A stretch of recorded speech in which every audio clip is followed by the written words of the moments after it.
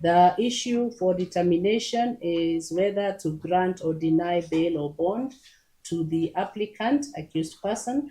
The court has considered the detailed and extensive pleadings, oral and written submissions by the respective parties, learned counsel for the applicant, the respondents, the Office of Director of Public Prosecution, the Independent Police Oversight Authority, and victims, particularly the father of the deceased. The role of the court in determining applications for bail and bond include considering the following: consideration of special interests, that is, vulnerable offenders, victims of crime, and adherence to the law on bail and bond pending trial. The law has been ably set out by all parties, that is Article 49(1)(h) of the Constitution. That is, the duty lies on the prosecution to demonstrate compelling reasons justifying denial of bail. Sections 123 and 123A and sections 123 to 132 of the Criminal Procedure Code, Bail and Bond Policy Guidelines of 2015, particularly Clause 4.9 at page 16 and Clause 4.26 at page 25. I'll not read out what it says. You will be able to look at it. Article 24(1) of the Constitution provides that for there to be a limitation of a right or fundamental freedom, such as refusal to grant bail and bond, this must be reasonable and justifiable in an open and democratic society. I have considered what compelling reasons comprise of, as indicated in the submissions by all the parties to this matter, and they should denote forceful, convincing, persuasive arguments backed by facts and experiences and circumstances that are unique to each individual case. Compelling reasons should be demonstrated on a balance of probabilities. To justify the denial of bail, the prosecution must state the reasons to justify the denial of bail. So the court has outlined the applicant's submissions on the issue of bail. He has outlined the law as indicated above. He has also filed an affidavit in reply to the affidavit by the investigator opposing bail being granted. The applicant deposed that he is ready, able, and willing to comply with bond and bail terms and conditions that may be imposed by court, that he will not abscond and attend all proceedings whenever and wherever required. He has a fixed place of abode in Kayole and also in Bungoma, all within the Republic of Kenya. He is not a flight risk, and he will not interfere with witnesses, and he will not endanger the safety of the public. The report by the Office of Public Prosecution through submissions filed on 16 September 2025 outlined the compelling reasons as follows. The applicant is a flight risk. He is well trained and conversant with investigative procedures, police networks, and knowledge to evade detection. The prosecution submitted that the applicant may interfere with witnesses and tamper with evidence. The affidavit of the investigation officer disclosed witnesses who include police officers junior to the applicant, civilian witnesses who have expressed fear for their safety, and that the applicant retains knowledge, skills, and access to police systems to trace, threaten, and/or intimidate witnesses. The prosecution also submitted that there is public interest and security concerns regarding release of the applicant on bail and bond. The unique circumstances that led to fatal shooting were in the public domain, and it was during public demonstrations and attracted widespread public outrage. The prosecution submitted the seriousness of the offense and evidence to be adduced, which will disclose the gravity of the offense. The prosecution submitted that the deceased family suffered irreparable loss and expressed opposition to grant of bail and bond. The premature and pretrial release of the applicant would undermine legitimate expectation of justice.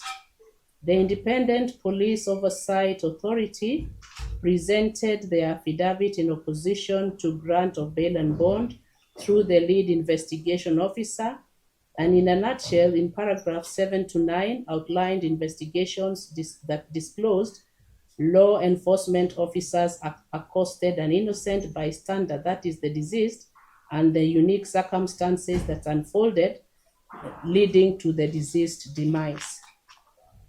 As a law enforcement officer, the applicant holds considerable authority, influence, and access, and therefore there exists real and substantial risk of interference with key witnesses, some of who are fellow police officers who witnessed the fatal shooting. Several civilian witnesses expected to testify have expressed fear for their lives. Their exposure and vulnerability increases the probability and apprehension that the accused person may attempt to threaten, intimidate, or otherwise interfere with them through various means if granted bail. The investigator annexed a copy of the letter addressed to the Witness Protection Agency, highlighting the said concerns and seeking assistance to protect two witnesses by the said agency.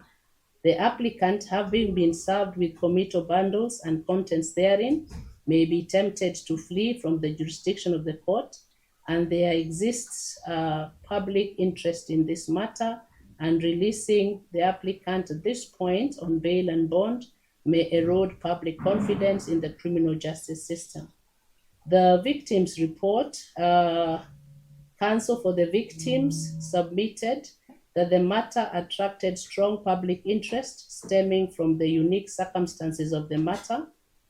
The family of the deceased have had their phones jammed with calls and SMS messages castigating them, and the family raised concern of their safety and security and fear of being victimized. If the applicant is released on bail and bond, they may utilize the knowledge, skill, resources, and networks, as he is still an employee of the National Police Service. The Probation and Aftercare Services Pre-Bail Report, filed on 3rd November 2025, outlined the sources of information, the applicant's family background, both immediate and extended family members.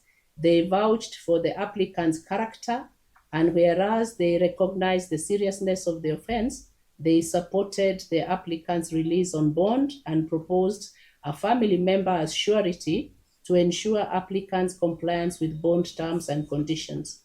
The report also indicated that the applicant has a young family, children of tender years, and they have urgent need for their safety and care. The community ties, that is the chief and local administrators, confirmed applicant's permanent address and residence, and that he had strong family ties. The immediate supervisors of the applicant indicated that he is a diligent officer with no disciplinary issues. The victims, that is parents of the deceased, reported that the death of their son, who was their eldest and only son, has had far-reaching psychological, social, and economic impact on the family. Their son was not only gaining independence, but was helping his parents to raise other children of the family. They oppose the release to bail of the applicant bail and bond, as their pain is still fresh and reignites their psychological wounds. The family is concerned that given the public attention the case generated, they may be victimized by the accused person or any other persons out of revenge. The probation officer proposed that if the court is inclined to grant the accused person bail and bond, based on the findings, the court needs to set stringent terms to mitigate against victim concerns and public interest. As alluded by the parties and counsel, oral and written submissions and pleadings filed, there are special, peculiar, and unique circumstances in relation to this case that culminated with the demise of the deceased. The incident occurred in public domain and glare. This was during public demonstrations, and the same resulted in the public's hue and cry. The stakes are therefore high. These circumstances cannot be ignored or swept under the carpet, but ought to be considered alongside all the other facts presented to this court and application of the law. On the one hand, the applicant is entitled to personal liberty awaiting trial. The nature and seriousness of the offense, which is the charge of murder, and the strength of evidence can only be considered by the trial court. The character and antecedents of the accused person, the record shows that none have been disclosed or presented. So in determining whether to grant bail on bond, the court aims to balance the individual liberty rights of the applicant, that is the accused person, against interests of victims, the effective administration of criminal justice system, and concerns and safety of the wider community. In exercising this discretion, the court must seek to strike a balance between protecting the individual and ensuring the interest of justice. Under Section 9(2) of the Victims Protection Act, it provides that where personal interests of a victim have been affected, the court shall permit the victim's views and concerns to be presented and considered at stages of the proceedings determined to be appropriate by the court, and ensure the victim's views and concerns are presented in a manner which is not prejudicial to the rights of the accused or inconsistent with a fair and impartial trial. The victims informed the court through their legal representative that they felt threatened, their safety and security should be protected, as they were bombarded by SMS and phone calls by unknown persons since the incident occurred, and they were presented in the public domain and were castigated. The ODPP and IPOA detailed their concern as outlined above, mainly in relation to the possibility of the accused person's release, which may result in interference with prosecution witnesses who are scared and intimidated to testify, and the accused's experience and exposure may influence the same. A number of cases have been outlined, and this court has considered three particular issues. One is public order, peace, and security. The present case arose from circumstances that occurred within the public sphere. In the process of maintenance of law and order by law enforcement, the deceased was killed. There was public outcry, media coverage, and subsequent follow-up of unfolding events as submitted by the victims, culminating with the present proceedings. In such circumstances, public order, peace, and security is one of the issues for consideration in Bail and Bond Guidelines 2015 at clause 4.9K. Pretrial detention may be necessary to preserve public order where the public response may lead to public disturbance. The next issue the court has considered is possible interference with potential witnesses, where the defense is provided with committal bundles and witnesses to testify and the nature of evidence is disclosed. There is real likelihood of the accused person directly or indirectly to interfere, intimidate, contact, threaten, influence witnesses. This likelihood could probably inflict genuine fear and anxiety to the potential prosecution witnesses. The applicant is trained, exposed, and experienced in law enforcement and investigations, and could possibly directly or indirectly interfere with witnesses upon release of bail and bond. Some witnesses are workmates, as alluded to by the ODPP. Others are civilians but are fearing to testify for their safety, and this is confirmed by the ODPP's attached letter to the Witness Protection Agency. Protection, safety, and security of the family of the deceased or victims is also provided for in Section 10 of the Victims Protection Act, which provides a victim has a right to be free from intimidation, harassment, fear, tampering, bribery, corruption, and abuse. Have their safety and that of the family considered in determining the conditions of bail and release of the offender, and have their property protected. It is on record that the family of the deceased has been in the media, and whilst they received phone calls and SMSs by unknown persons, castigating them on following up the matter to its logical conclusion. They opposed release of the applicant on bail and bond as the incident, loss of their son, is still fresh, recent, and painful.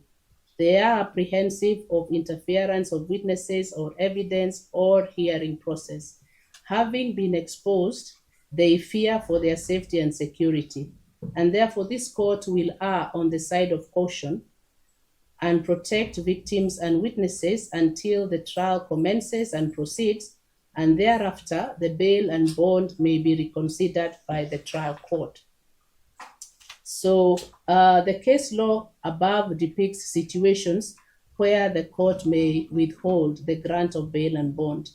For the reasons advanced by the prosecution, the court finds them to be compelling reasons demonstrated in relation to possibility of interference with witnesses, protection, safety and security of victims, and maintenance of public order, peace, and security.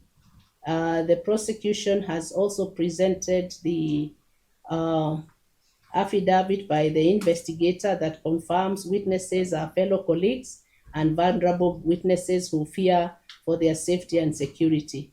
The ODPP has also written to the Witness Protection Agency on safeguarding two witnesses.